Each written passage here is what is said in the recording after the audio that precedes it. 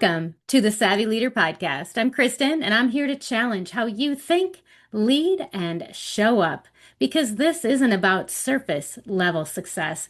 This is about clarity, alignment, and making decisions that actually move your life forward.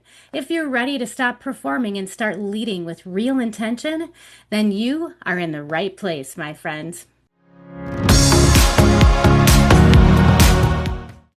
Okay, welcome to the next episode of the Savvy Leader Podcast. Today, we have Ann Potts with us. She is the founder of the Fun Reset. Who doesn't need more fun in their life?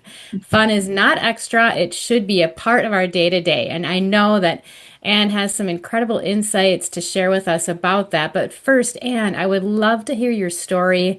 How did you decide on starting something like the Fun Reset? What Yeah. prompted you to do this and create such an incredible space for people? Yeah. Thanks, Kristin. I know taking an entrepreneurship journey is not something that anybody should venture into lightly. And I feel like there was almost like a string, attached to me to pull me into this because I had my career has been in a burnout rich environment. Let me say it that way. And I'm a person who, on paper, really, looked like someone who could present as a prime candidate for burnout. And certainly I came close. But what I realized by virtue of some reflection on my own life and looking out at the world and the escalating burnout rates for women in particular, I knew that I had a unique perspective to bring to the table. And, I'm a big podcast listener. I love, participating in podcasts. I listen to them constantly. And they're at that period, and it really hasn't stopped. When you listen to women leaders, often there's a chapter in the story that's the period when they faced burnout. And facing burnout is different than experiencing burnout. And that's what I was hearing a little bit too often. And I just felt compelled to to apply, as I said, my own experiences and solve the puzzle as to why smart women, which I think is a bit redundant, find themselves backed into the corner of burnout. What is happening in our lives today that's bringing us to this pretty scary spot? And what can we do to avoid it happening in the first place? And that's really what I set out to solve. And with the Fun Reset, I'm really thrilled by sort of the where I've landed and what the answers are that women can avail themselves of in the face of these really serious conditions that we're facing. They are serious indeed. Yeah. And more when I speak with women, it's such a pressure cooker out there, Yeah. whether you're in a corporate gig or you're on an entrepreneurial Yeah. journey. Both come with their own sets of stress factors. And depending on the high achiever in you, was going to determine, it seems, just exactly how much of that you take on and then how you handle it. Could you define what fun means to you, though, in a meaningful Yeah. way, and why the word fun? Yes, yeah, yeah. And I was thinking about this. In order to talk about fun, I have to talk about the opposite first. Because fun it's, like so many words that, we've fortunately grown up with fun and have a good understanding, I think, of it instinctively.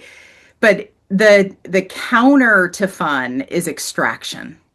And you just said it so well, Kristen, there's so many stressors in our lives. And I think what the through line there, whether it's extreme stress or just persistent pain in the neck kind of stuff, it's all extractive. So that's a label that we can place on the pressures that we face, the roles and responsibilities that we hold that are tied to output and productivity and making money and, shelter and feeding and all the important aspects of life, facts of life. And those are, nothing that we want to reverse out of or get rid of out of our lives. It's an essential aspect of our lives that we need to be in better control over. Fun is opposite of that. So fun is what you freely choose to do because you want to do it. And to me, choosing is the most powerful word there. And that's the place where things kind of start to fall apart with women in particular. As someone who's not naturally like silly, Yeah, I feel like I would find some barriers in entering into this space. Not that I yeah, wouldn't want to, because who doesn't want more fun? Like I right. said, I just feel like naturally I don't, and I don't know what my problem is. Like it's a head thing, I'm sure. Yeah, yeah, But I find myself to be so much just all business most of yep, the time. And I think maybe I was conditioned, maybe as part of that is being yeah, conditioned in yeah. the corporate world, in this, always the grind, always the push. What kind of, I mean, it's got to be like a 360 for people to just figure out how to go from that stoic Yeah. grind to just a light level of perspective. Yeah. What kind of barriers do you commonly see people So not facing? alone. You're so not alone, Kristen, and how you phrased it is really just an excellent example of what women face. There's layers of guilt. There's and the expectation that, was it Ginger Rogers who said that she did it just as well as Fred did, but backwards in high heels. There's all of that being punished for ambition and trying to figure out how to navigate that. And I also there's the whole thing about, women needing to do so much more and being underestimated all the while. So the what it means to be an achiever and what it takes to be an achiever. I don't want to pretend that any part of that is not real because I very much have lived it myself. But the other aspect of all of that is the choice is not, it is not a yes or no. And the other place that our brains go is just as you said, you don't self-classify as a silly person. I don't think many people do. Like there's some people who are laugh riots, but a lot of people are, mainly just living their lives and keeping their heads down. And the that's why when I talk about fun, I talk about it as very specific to you. So, an obstacle that I find that women face when they are thinking about having fun is their friend proposes something or they get a gift certificate that an aunt thinks might be good for them or it's somebody else's idea and you go and you're trying to be a good sport, but you don't really want to do line dancing. And wearing the funny hat is not what you want to do in the world. It feels awkward, or it just feels like somebody else is, imposing on you when the whole world is already imposed on you enough. So like this is what fun is supposed to be. Like give me a break, right? So that's where I want to dispel that notion entirely. Stop comparing. Wait, and I'm not saying that you did, but it's so how many times have you heard women say, "Well, I'm not as fun as my best friend," or "I'm not as X or Y as she is." That's one of those things that's backing us into a corner because there are so many ways to find the level of personal fulfillment that each of us desperately needs, but we need to be able to choose it for ourselves. So if you like line dancing and your sister and your best friend love line dancing and everybody else does, and it's the place that you're the happiest, that's terrific. I bring up line dancing because right now it seems to be everywhere in my area. I'm not going line dancing. There's no, I am a person who wants to champion fun. I'm not doing that. I will feel silly in a way that is not comfortable for me. And I can challenge myself and stretch a boundary in a different way. I'm not choosing to do that one. So there are the, kind of the big deal obstacles about women not taking vacation because they feel guilty about it to the tune of Americans in general give back more than $60 billion a year to their employers because they don't take vacation. So that's, kind of the foothills of having fun, just even opening up time for you to be able to enjoy, time that you define for yourself. but there are the, kind of substantive, I don't have time for it kind of conversations. And then also the, what does it mean? I'm not someone who wakes up in the morning fully understanding what fun even means to me. And that's where, as I said, getting very specific really helps. And through the fun reset, I help women tune into those specifics and find their own legs so that they can say, yeah, I fun for me is getting locked into a studio and working on pottery for as long as I possibly can. I want music in my ears, I want my hands on the clay, and that is something that is going to give me so much power to walk into the boardroom the next day or do whatever I need to do because I had that and has fed me substantively.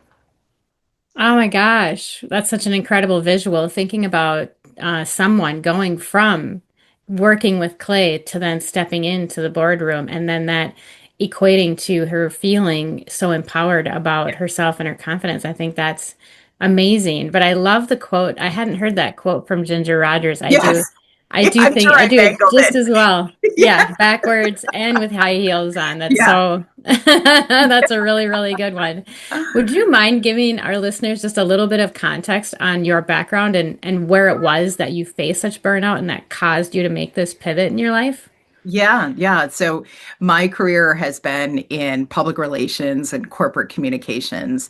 So it's either been a crisis or change or introducing a radical new idea that there isn't an audience for yet. So and also boil in client service, new business development, managing teams, all of the kind of layers of that. And it's a career that so many of us really enjoy because it's super interesting and you're all of that means that you're learning new things all the time, which for my brain is just like a fabulous thing. But it's nonstop. And in PR specifically, for years, the research would be done on the top most stressful jobs, and PR would generally be at the top.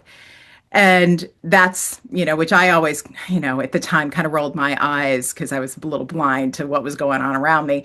But, I'd be like, we're not first responders. I mean, come on. I mean, there was plenty of people who are real crisis communicators who are showing up at FEMA disaster sites and that kind of stuff. But that wasn't me.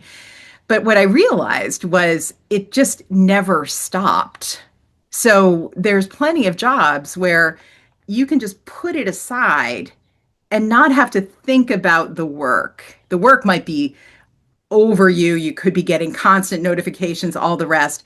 But in PR, the news cycle never stops.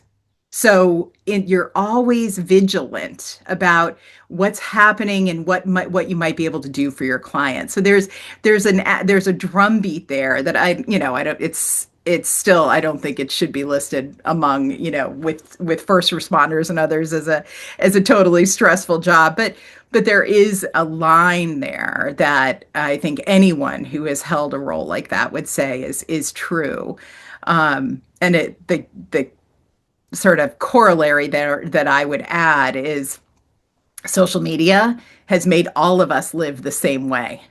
So we all now are acting in some capacity as our own sort of PR mind. Whether or not you're an entrepreneur, you're following stories and you're constantly taking in this information. And having done that professionally and now seeing people, including me, just sort of elect to do it, it's really a phenomenon that many other experts beyond me are commenting on for sure. But there's a real dynamic there that's just taxing. And Mm. how it came to play in my life was, it's more universal. I was traveling a lot. I had no real view as to what my schedule was going to be because new Oof. business or client demands would sort of demand whether I needed to be in California tomorrow. Oh, And okay. with small kids and parents aging in place and, a Mm. house to, help manage, it just, Mm-hmm. it's a universal experience for so Mm-hmm. many women. And that's kind of the environment that I was in when I realized that burnout was a real risk for me. Wow. when you layer in all of those aspects, it's hard to deny that, yeah, I mean, the burnout piece of it, but then when you talked about social media, it's like it is a constant. I mean, our news cycle is now 24/7, and so is social media. Yeah. Yeah. No, I mean, this is why everyone is kind of starting to crack. Yeah. It isn't built to be, anything that any of Uh-uh. us really can sustain. So hopefully we'll turn a corner quickly because I really do think it's necessary. Yeah. Yeah, I do too. I mean, thinking about that then in terms, I mean, I haven't thought about that in a long time. I mean, certainly it crosses your mind, but to really sit in that thought for a moment and digest just exactly what it needs to look like for social media to be less than, Yeah, boy. I know. I know. That's not my That job to figure out. isn't, that'll be great. I'll hail the day.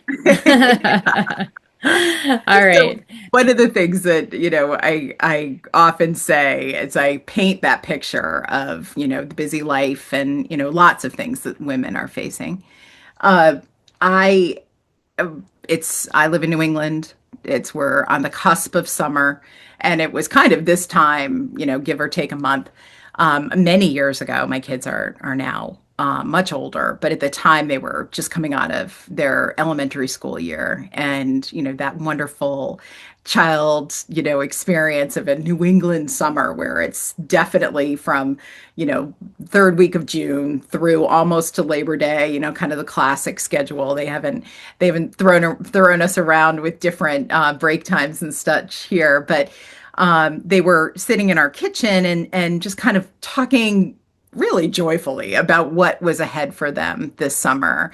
And I'm a person who just loves it. And I was thrilled because there's so much planning and getting a kids' summer together.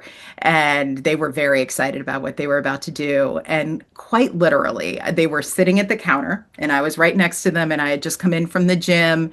My schedule was such that I always had to work out at like 5 o'clock in the morning in order to get a workout in. It was just that's, kind of another layer of extraction right there.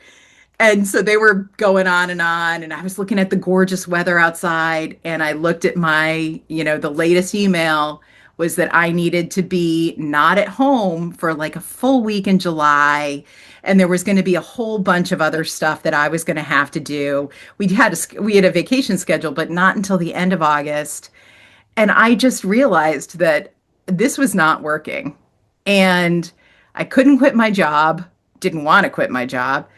I needed to figure out something else. And I've said out loud for me mostly, because the kids just kind of looked at me like, well, duh. I said, it's my summer too. Like I get to do this. I get to have a summer. And they just looked at me and just, kind of went back to their own conversation. But what I did from that was something a little bit radical. I carved out my own summer camp because I realized that I was on a downslide and that I was over identifying with all of my responsibilities. And I didn't have enough of the stuff that I really thought of my full self coming to the table. So I wouldn't necessarily recommend this for all people because it could be a little hard to wrap your head around. I'm pre-programmed to sort of imagine life this way. But I took 3 days. I was able to do this. I think the universe was on my side. Took 3 days when my kids were in camp. I could call my responsibilities clear. And I was able to put together different experiences on those days. And many years later, I'm still thinking about how happy I was that in the moment I did it. And now I can see that that was a big swing to take care of a depletion that I was feeling that I really couldn't solve any other way. And now that I've done tons of research and read a lot of studies, there's all sorts of fascinating stuff about leisure that the researchers are delving into. I realize that there were clear factors that I was experiencing, and what I sought was exactly what I needed. I knew it in my own heart, but then the research shows that how I approached it really does answer the depletion and gives the lasting benefit that I did experience. Wow. I know it's great, right? And Yeah. it's all good stuff and it's easy. Like that's Wow. the thing. And because when I talk about fun and, as we talked about, it's about you and what you really want. So, Mm. so often there's so many great ways to feel better. And so often because I do a lot of things and I really enjoy, a lot of aspects of, what is kind of under the self-care umbrella, meditation, yoga. I love exploring all of that kind of stuff. A lot of people can't or don't want to do it. And I understand a lot of reasons why. I wish that it was a little bit easier and more approachable for most people. But fun is something that we can do because fun is something you define. There's no, there isn't something that you need to, absorb from, from an external source. With me, you learn how to set it up so that you're actually going to enjoy it and you don't fall into the line dancing trap.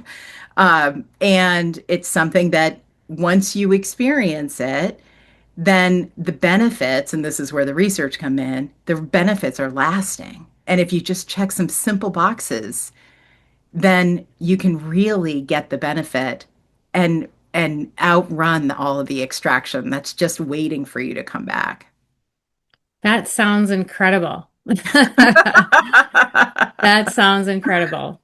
I'm sure I could name a few things that might be hurdles for some of your clients, but can you walk us through a little bit of what does it look like to kind of work through this process Yeah. with a new client? And, what kind of frameworks do you use, or how do you get from point A to B when it Yeah. comes to helping people reset their energy in this way? Yeah, no, it's a good question because so often, women aren't clear on the prerequisites. And, I said this is easy, but there are a couple prerequisites. One of which is, I mentioned it already, is self-care. And, I think a lot of times self-care is positioned as sort of the end game. If you nail self-care, then, that what I refer to as extraction will be easier to bear. And my entire thinking and approach and what research does prove out is that's really cutting yourself short. You can't address all of the pressure of extraction with self-care, but it's necessary to be able to have self-care in gear so that you can, get up, higher on the ladder where you can really address the kind of pressures that you're under. So the understanding self-care from a very achievable standpoint. I mean, the idea of making it so that you're doing everything and incorporating everything is just, another impossibility. We like to paint these huge challenges and then realize it's too difficult and then, give up and go back to the extraction, I think is, kind of the reflex for women. So understanding what self-care means for you, making a commitment to self-care, then you can progress into, the next stage, which is really coming back to yourself and understanding what do you like? What what is the thing that you like? And maybe it's a question of what did you like before? I talk about the idea of the someday shelf as a way to encapsulate how women put things off and think, oh, well, and this comes up a lot in motherhood because, kids are restrictive. They have little legs and they can't take the hike that you want to take. And there's things that you're just going to throw overboard because it just doesn't work for your life in the moment or over the course of years. But it's still the thing that you love. You just haven't done it in a while, or you've kind of convinced yourself that it's not important anymore. And that's why I like to talk about it being the someday shelf, because you say, oh, someday I'll get back to it. And the hiking boots get, dusty and broken down, or a flood hits the cellar and you can't find them anymore. And then you become the woman who doesn't hike. but in your heart, you're the woman who does hike. So that kind of reconnection with yourself in a way that, again, is very specific. You're not saying, I'm going to become like someone else. I'm going to get back to myself. And having that level of understanding is just a lovely, beautiful, nourishing thing to have people go through because it's legitimizing what you like and not looking at what your partner likes to do or making somebody else's fun yours.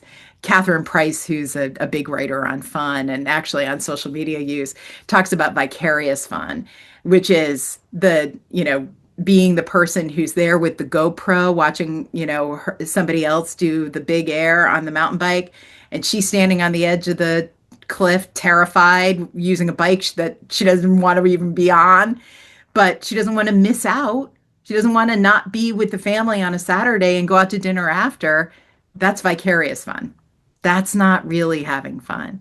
So that's the whole journey that, I kind of call the someday shelf and that reconnection with yourself. It's really kind of clearing it away and winnowing it down to what's actually true in the most wonderful way for you. And sometimes that's just feelings. I want it to be nature. I want it to be urban. I want it to be culture. I want it to be noisy. I want it to be quiet. That's enough.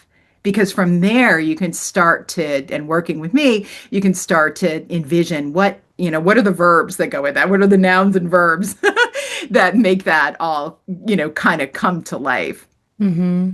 And then Absolutely. the piece of the puzzle that's incredibly powerful is what I refer to as the fun formula.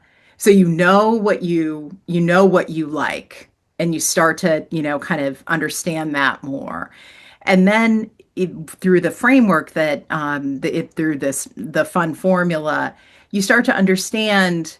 Okay, so if I was just a week at a trade show, I need to deal with that extraction. So what am I going to do in the wake of that? How am I going to balance out my life? So if you're a week at a trade show, going out to dinner, and I'll just say this for myself, trade shows are very overstimulating for me. I've always been a senior person there, so it's a lot of wheeling and dealing, and a lot of performance, and a lot of stuff that's just exhausting. So after that, the last thing I would want to do is go out to dinner with six people in a loud restaurant.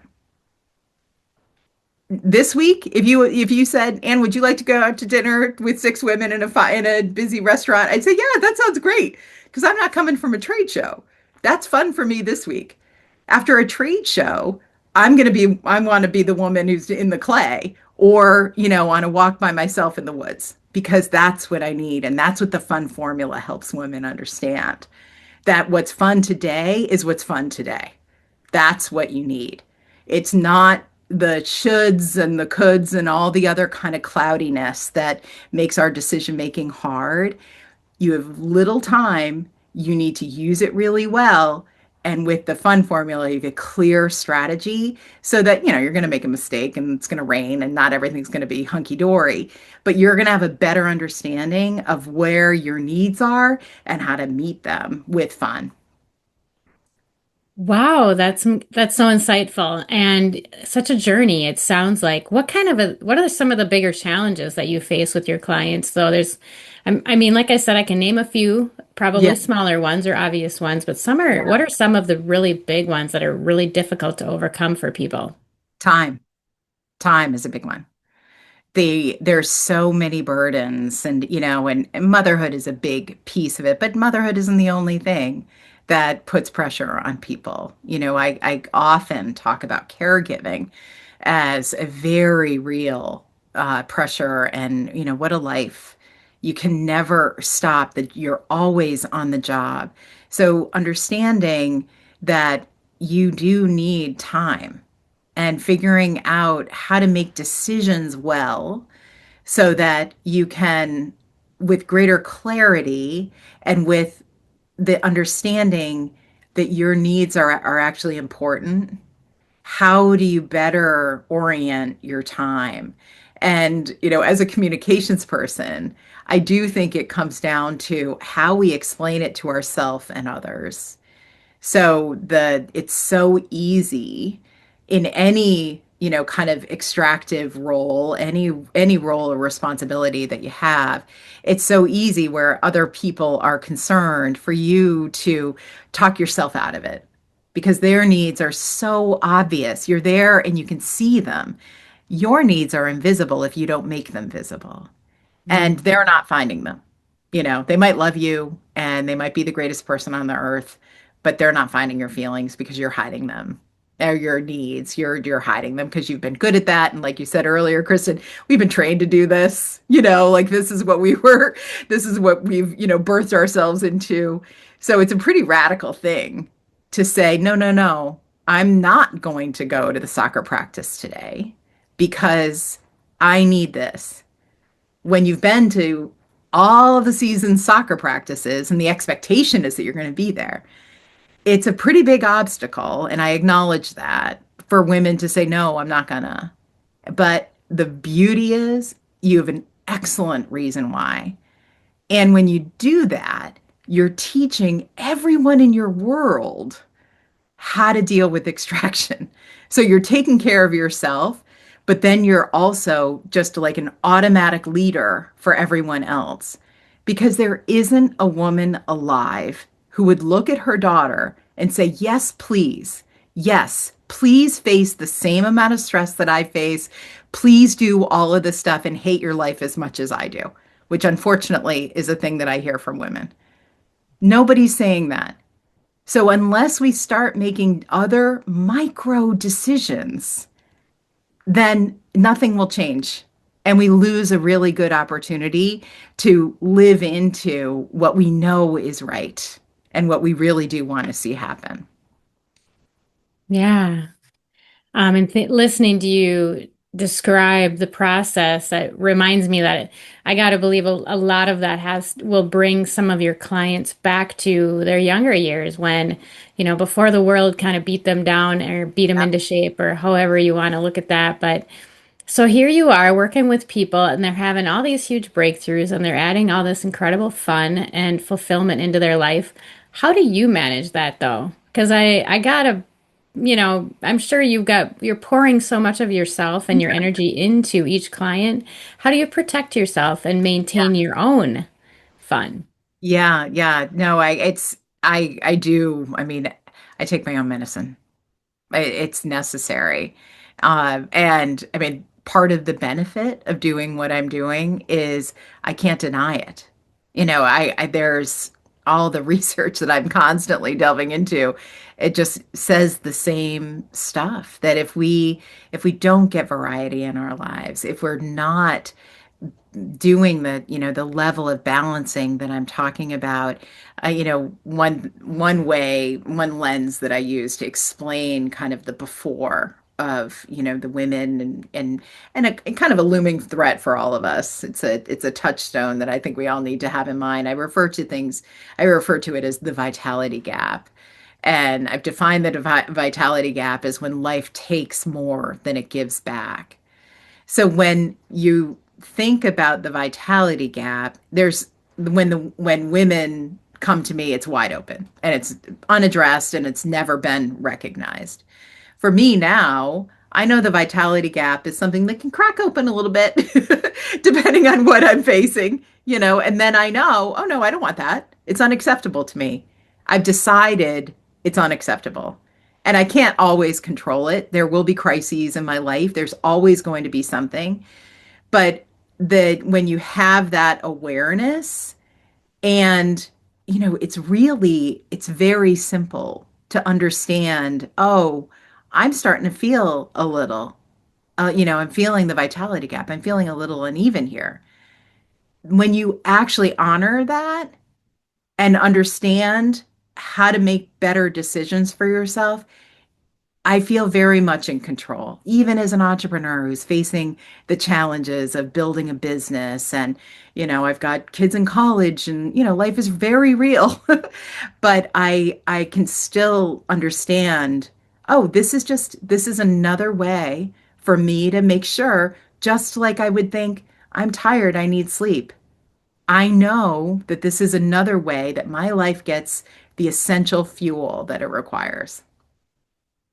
Very cool. So then in my mind, I'm wondering, does this, I mean, because, the people you're working with are driven, they're ambitious people that have goals and aspirations and all of those things most often. And perhaps they're not reaching you until their children have grown, if they have kids, Yeah. or whatever stage of life they might be in. But does this turn into kind of a process, like a cycle where they have to, step back into the zone to get their energy back in place and reset some things and before they head out into the world? Or are you hoping to help them get to a point where they can stay a little bit more even keel throughout?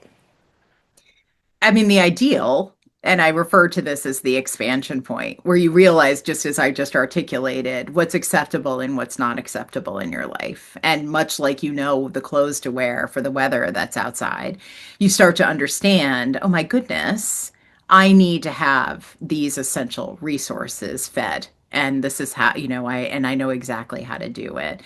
The the thing that I often say, and I want to talk about life phases because that's very important. But the thing that I often say is the environment that we're living in is has been time bound.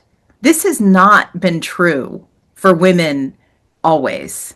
We used to have different social structures and different sort of, community-based systems, family around. There were different dynamics that I don't want to say made life easier, but, because I'm not going back in a time machine to understand that, but it did offer support that could be available to you, which is now pretty absent based on, migration patterns and people living apart from family, kind of how there's the book Bowling Alone was from the 80s that's still being referenced because it's still true that we don't come together enough, and there's often micro kind of efforts to pull people together to get them to form communities and get the benefits from that, but all of that is something that has just been true for decades.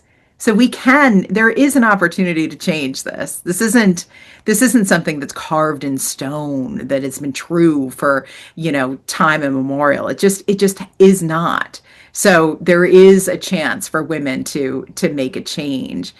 And change can happen to us by virtue of just time, right? So I said my kids are in college, so I'm no longer thinking about carpools. I'm not thinking about, Mhm. are they coming home at 2 o'clock at night on a Saturday? They might be at Yeah. school, but it's not my job at the moment. There's the pressure on me is different. hmm But if I didn't understand what I do understand, I've been formed by everything else. hmm So the when I've worked with women at sort of the tail end of their careers where they've never done this. hmm So they don't have an understanding. They've never thought about the someday shelf. They've always, when time has been available, they filled it with more responsibilities because that's what they know how to do. They're ambitious, hmm and they're capable, and they're disciplined. So they can hmm just, kind of fill in the space with more productivity. And they never got to the point where they understood that these resources are life-giving. So hmm now at the later stage of life, hmm then they need these skills. And then, having had parents who aged out of Florida, they lived a long time, and God bless them, they really had a wonderful retirement that lasted a long time. Change never stops. So the when you talk about, is this a process? Do you leave the zone? What I make the resources available on a lifetime basis on purpose because I want women to understand you're going to figure this out now, and then something is going to happen, and it could be an expected outcome, like you're retiring, or you're caregiving, responsibilities end. There's some change in life that happens that that things are going to will shift for you. then you kind of have to revisit this stuff because your situation has changed and your context has changed. But it's always going to be true that when you start to feel the effects of extraction, whether it's active or dormant, but still hitting you because you don't know any other way to think, then you do need to come back to these principles because this is the stuff that can help you reorient to what's important to you, put the camera on yourself, and know how to take the steps that you need to get, where you need to go. Yeah, absolutely. I'm wondering, have you had some really great cheerleaders or influencers along your path on this journey? I'm looking for them. I'm still early in the game, and what I'm finding is there aren't a lot of people talking about this.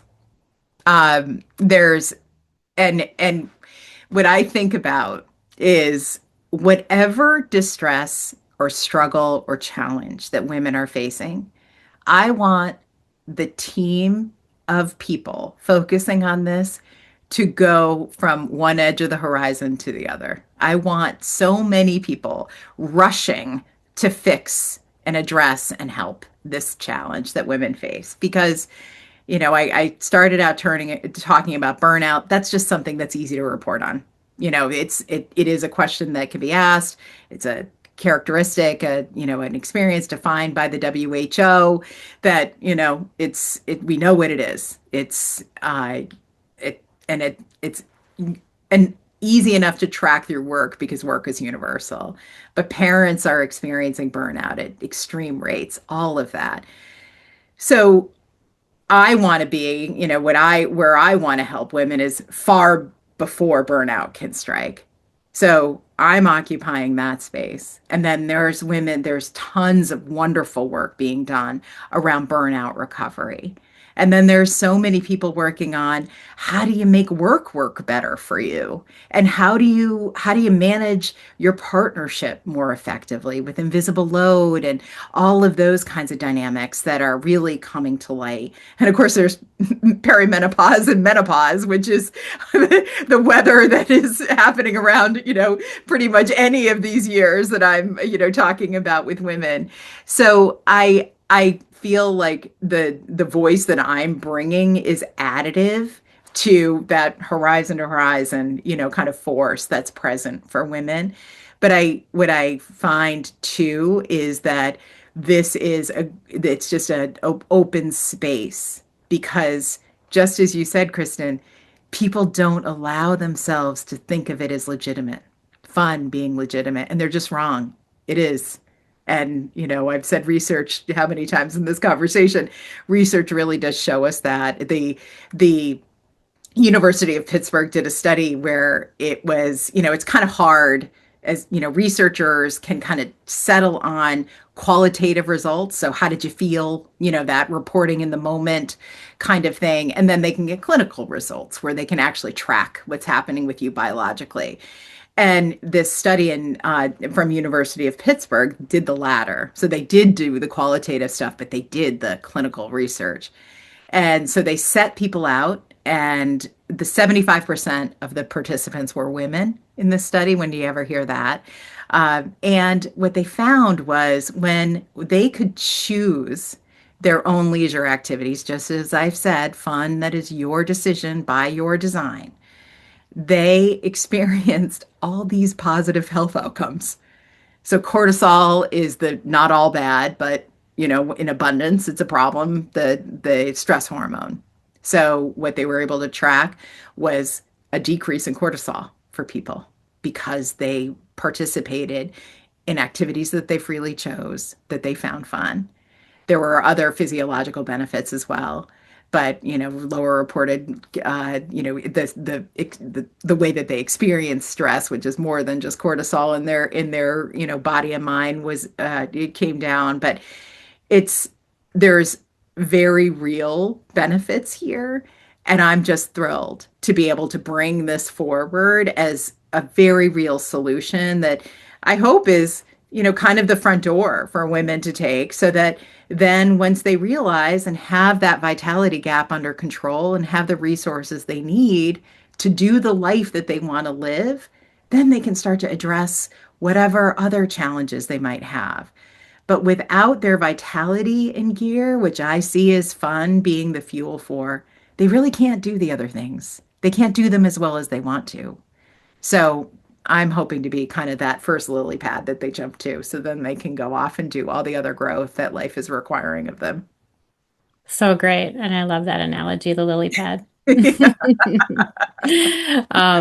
I'm wondering though, what does the process kind of look like to work with you? I mean, because one thing that popped in my head while you were talking, I think a little earlier in our conversation was I feel like there might be some FOMO that happens because when you're the mom that's saying, I'm not going to go to the soccer practice that I've been to year after year, time after time, there is a little bit of that. There's kind of a grief process, I think, to kind of let some things go in that way.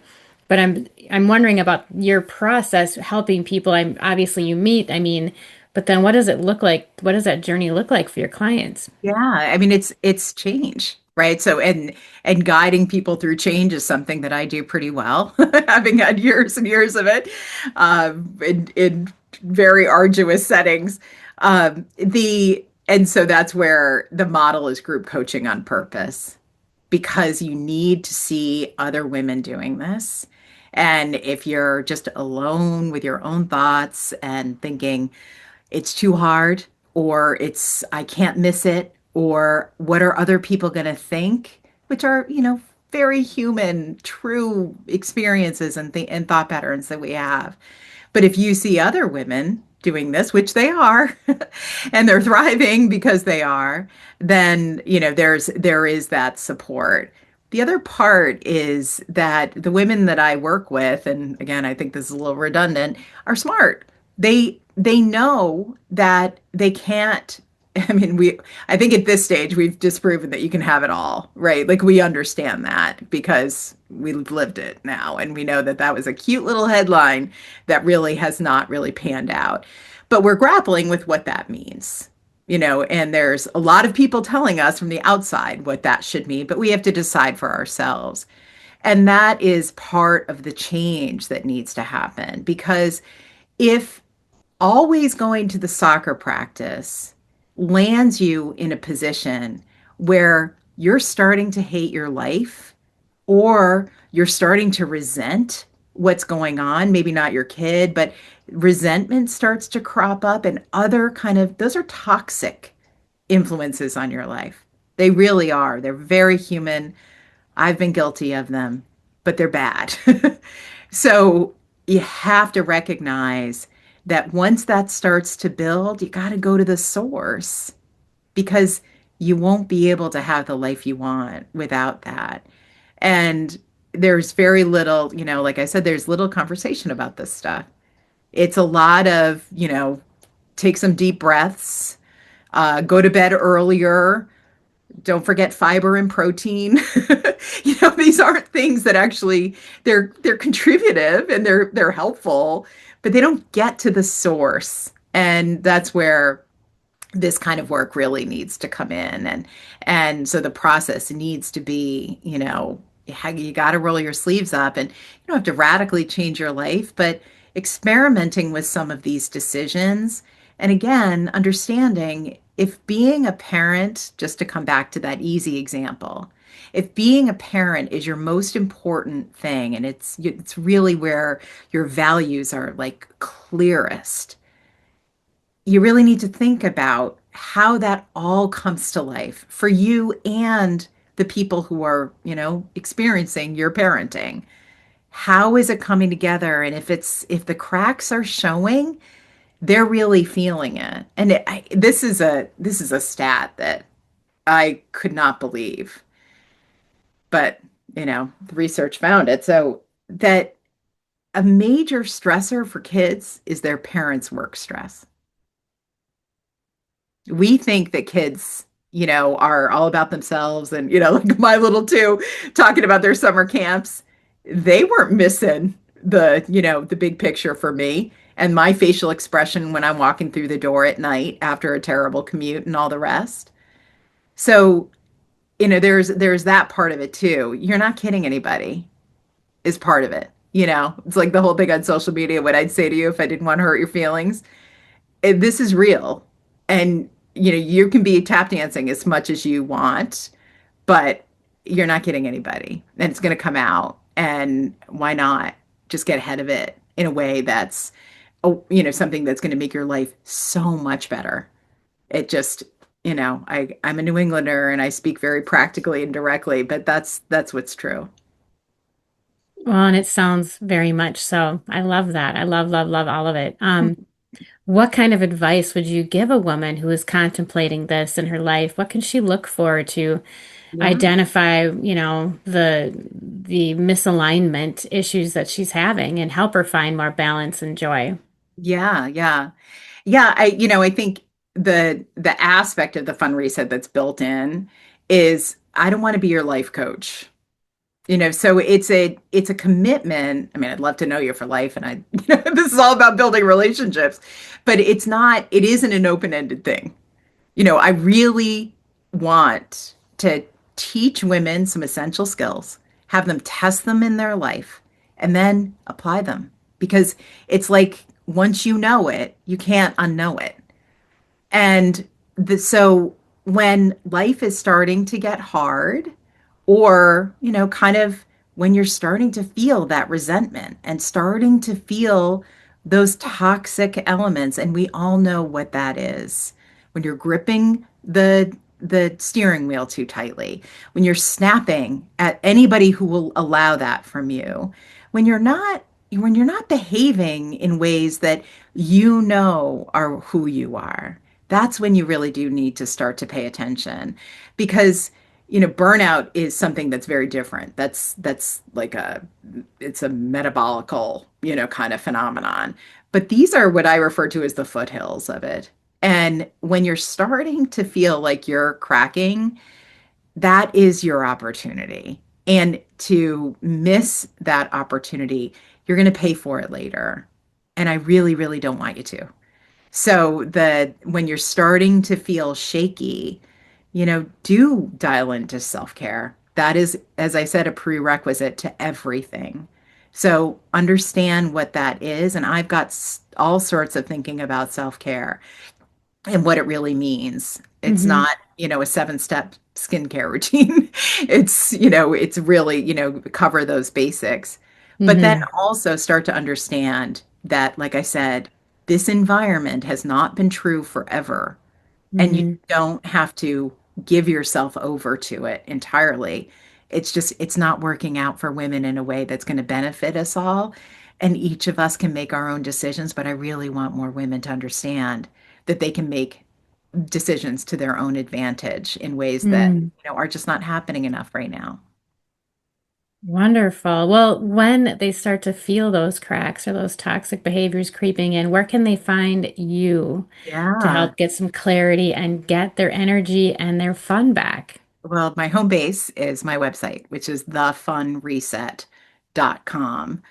And I have a series on YouTube. It's Ann underscore the fun reset at Ann underscore the fun reset on YouTube, that explains my thinking around the vitality gap, how it happens, and how to address it. And then I have a master class that gets into the specifics of the fun reset, paint some of the picture that we covered today, but much more, and gets into how the fun reset really does help to address the various kinds of challenges and gets people to women to a solution that they can then live into for the rest of their lives. Amazing. All sounds amazing. In all of your research, are you finding some things that are helping you see some light at the end of the tunnel, or do you think we still all have a long way to go? I see a light at the end of the tunnel because I know Great. what's possible. Great. I Yeah. love it. I love it. Yeah. We all need some optimism, right? And I do feel like we have every reason to be optimistic. We just need to, kind of reorient our thinking away from all the extraction. It's like this powerful magnet. And if we can just start to recognize that and understand that there's more to life than that, there's so much opportunity.